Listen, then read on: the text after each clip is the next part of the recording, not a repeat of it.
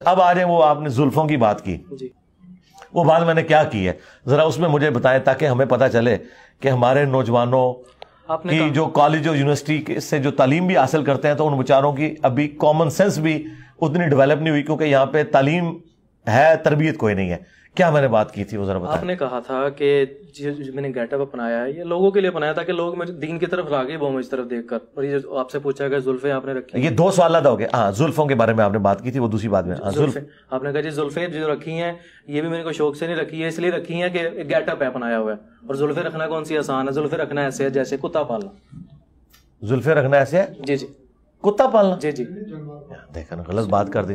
ٹھیک ہے سر میں اپنی غلطی تسلیم کرتا ہوں. اگر آپ نہیں آپ کے علاوہ جتنے علماء یا رک جائیں میں بات آ گئی نا بس میں جواب دوں گا. آپ کا سوال آپ سمیت سارے لوگ میرے مخالفین کے جملے سن کے میرے منہ میں ڈالتے ہیں. ایک نقطے سے میرا مجرم بن جاتا ہے. جی میں تو کتا پالنے کو جائز نہیں سمجھتا. اور کتے تو تم لوگوں کہتے ہو ہم مدینے کے کتے ہیں. تمہارے بابے کہتے ہیں کہ جی میری کمر پہ نشان ہے وہ جو مسجد نبی کے باہر کتا پھر رہا تھا جو ٹاؤں ٹاؤں کر رہا تھا تو نے ڈنڈا مارا تھا وہ میں تھا. وہ کتے تو تمہارے بزرگ ہیں. میں تو کتے کو جائز نہیں سمجھتا پالنے کو سوائے جو قرآن نے اجازت دی ہے وہ بھی شکار کے لیے یا حفاظت کے لیے ریوڑوں کی حفاظت کے لیے. میں تو کتوں کو جائز نہیں سمجھتا. صحیح مسلم میں حدیث ہے نبی علیہ السلام کی چارپائی کے نیچے کتا آ گیا تھا. حضرت جبرائیل علیہ السلام نے دروازے کے باہر کھڑے ہو کے کہا کہ جب تک یہ مدینے کا کتا آپ نہیں نکالتے یہ جو بریلوی نیچے کھڑا ہے ہزار ہے یہ تو کہتے ہیں مدینے کتے اس بریلوی کو اپنی چرپائی کے نیچے سے نکال لیں پھر میں آؤں گا. یہ مسلم شیعہ میں حدیث ہے. تو نبی علیہ السلام کی چرپائی کے نیچے کتا آ جائے تو حضرت جبرائیل نہیں حضور کو آ کے ملتے ہیں. وہ مسلم کے الفاظ ہیں جبرائیل تم نے مجھ سے وعدہ کیا تھا اور تم وعدے پہ نہیں ہے. ان کا یا رسول اللہ یہ بریلوی کو نیچے سے نکالیں مدینے کے کتے کو سگے مدینہ کو. تو یہ کہتے ہیں ہم فخری اپنے آپ کو کہتے ہیں نا تو کہ نا آپ کا فخر ہے نا تو آپ کے ٹھیک ہے نا. میں اگر انجینئر اپنے آپ کو کہتا ہوں تو آپ مجھے بار بار انجینئر کہیں میں تو برا نہیں مانوں گا نا. آپ جب کہتے ہو ہم مدینے کے کتے ہیں بلکہ کہتے ہیں مدینے کے کتوں کے کتے ہیں ہم. ہاں تو ان کو نکالیں گے تو تب ہم آئیں گے. تو نبی علیہ السلام کو پھر حضرت جبرائیل علیہ السلام ملنے ہیں.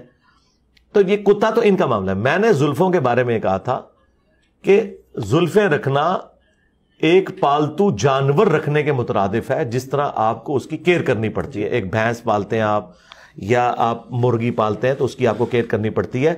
زلفیں رکھنا ایک پالتو جانور کی طرح اس کی حفاظت کرنی پڑتی ہے. آپ کو اس کے لیے ایک دن کے بعد ایٹ لیسٹ شیمپو استعمال کرنا پڑتا ہے.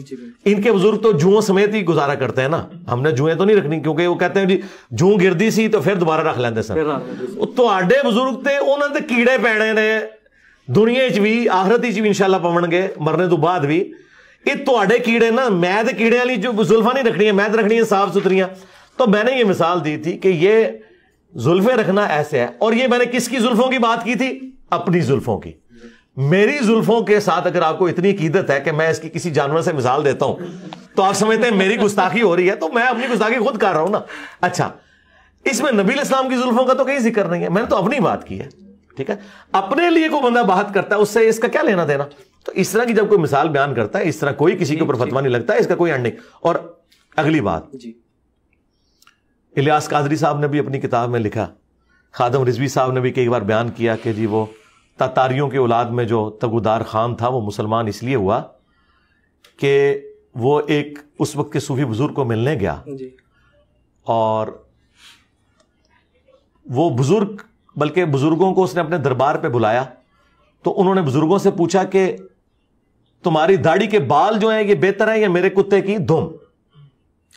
ٹھیک ہے تو ان بزرگوں نے کہا کہ ان کے بزرگ کہ اگر میں اللہ تعالیٰ کا تابع فرمان ہو کر دنیا سے اپنا ایمان بچا کر چلا گیا تو پھر میری داڑھی کے بال تیرے کتے کی دم سے بہتر ہے.